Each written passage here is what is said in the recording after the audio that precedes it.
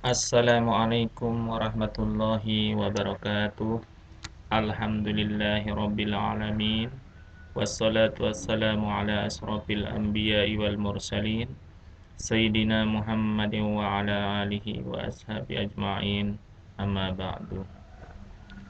Alhamdulillah, puji syukur kehadirat Allah Subhanahu wa taala yang telah memberikan kita kesehatan sehingga kita dapat melakukan pembelajaran pada saat sekarang ini. Salawat beserta salam tak lupa kita haturkan kepada junjungan alam Nabi besar kita Nabi Muhammad Sallallahu Alaihi Wasallam.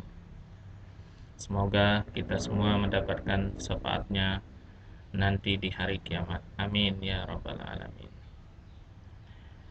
Pada pembelajaran bahasa Indonesia sekarang ini kita masih membahas tentang teks laporan percobaan, yang mana pada minggu atau pada pertemuan sebelumnya kita sudah membahas tentang pengertian teks laporan, ciri-ciri teks laporan percobaan, dan juga fungsi daripada teks laporan percobaan. Nah, pada pertemuan kali ini saya ingin menyampaikan materi mengenai struktur teks. Jadi di dalam teks laporan itu strukturnya itu ada dua.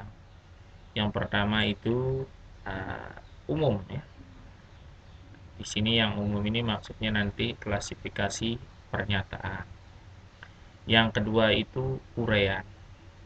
Nah, jadi nanti di dalam teks itu ada strukturnya itu ada dua, yaitu umum dan uraian. Apa itu maksudnya umum?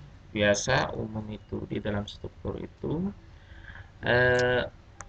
pernyataan umum itu biasa terletak di awal teks dan isinya biasa berupa pernyataan-pernyataan umum yang disampaikan untuk mengarahkan atau mengantarkan pembaca kepada pembahasan atau hal yang akan dilaporkan. Jadi di dalam pernyataan umum itu biasa dia terletak di awal teks dan biasanya isinya pernyataan-pernyataan umum mengenai sesuatu yang akan dilaporkan. Yang kedua ada namanya uraian seperti yang tadi itu. Ini biasa bagian ini menyebut aspek-aspek lapor. Yang ada bagian yang disebut dengan aspek-aspek laporan itu. Bagian inilah yang mengandung poin-poin laporan yang disusun berdasarkan klasifikasi tertentu. Nah, ini nanti di dalam uraian ini membahas lebih spesifikasi mengenai apa yang dilaporkan. Nah, itu. Untuk lebih jelasnya kita beralih kepada contoh. Ini dia contohnya mau melaporkan kelelawar misalnya. Di sini pernyataan umumnya dia hanya membahas mengenai kelelawar secara umum. Kelelawar merupakan mamalia. Kelelawar satu-satunya mamalia yang dapat terbang. Ada lebih dari 1000 jenis kelelawar, seperti kelelawar pampir, kelelawar telinga panjang, kelelawar ekor 3, dan kelelawar buah. Nah, ini dia pernyataan umum, hanya membicarakan tentang kelelawar itu secara umum. Kalau di dalam uraian, struktur uraian ini, dia akan dibahas mengenai penampilan kelelawar itu bagaimana sih. Nah, misalnya kelelawar itu tampangnya seperti tikus. Nah, saat terbang bersama misalnya kelelawar seperti tikus terbang. Nah, ini secara mendetail dibahas mengenai kelelawar. Kebiasaan makannya, nah, berapa kali dia makan, kapasitasnya, nah ini bagaimana dia bisa mendengar dari jarak sekian kilometer dan lain sebagainya. Pengembangbiakannya bagaimana dan lain sebagainya. Nah, ini dia di struktur daripada teks laporan tersebut.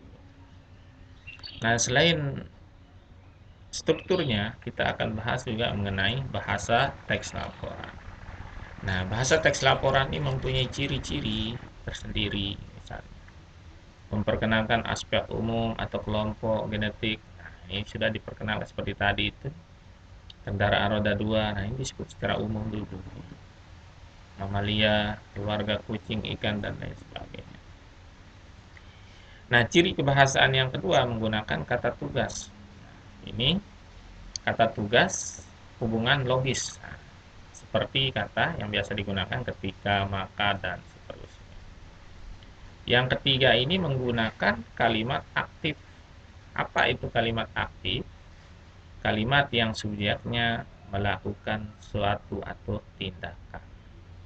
Sementara di dalam kalau kalimat pasif adalah subjeknya yang dikenai tindakan atau yang mengalami perlakuan. Ini mungkin sudah di kelas 1 ya. Yang keempat, tidak ada urutan waktu. Nah, cirinya yang keempat tidak ada disebut urutan waktu ya. Yang ada itu adalah urutan kegiatan. Pertama, misalnya dalam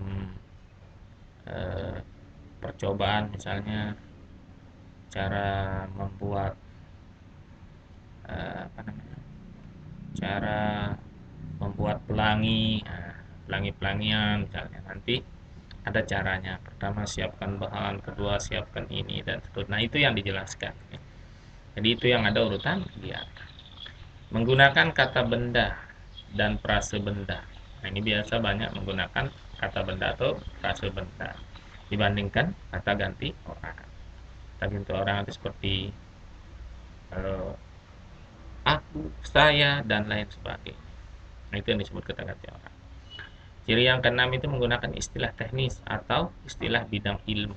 Nah, ini dalam percobaan percobaan tertentu apa yang akan dia bahas itu pasti menggunakan istilah tersebut. Misalnya kalau di bidang kesehatan mau mengatakan air kencing biasa digunakan dengan istilah bidang keilmuan itu, atau maka dia akan menjadi disebut urin dan lain sebagainya.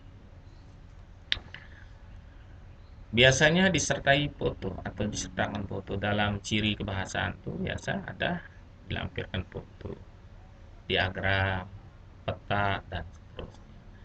Nah, ini adalah ciri-ciri daripada teks laporan. Ya, mungkin dalam pertemuan kali ini yang saya ingin sampaikan hanya ini saja. Mungkin ada yang kurang jelas nanti bisa ditanyakan melalui grup pembelajaran atau melalui WA pribadi ya. Mungkin hanya ini yang dapat saya sampaikan. Kurang lebihnya saya mohon maaf jika ada kesalahan dalam penjelasan.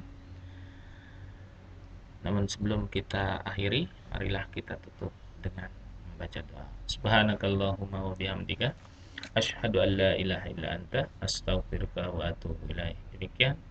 Assalamualaikum warahmatullahi wabarakatuh.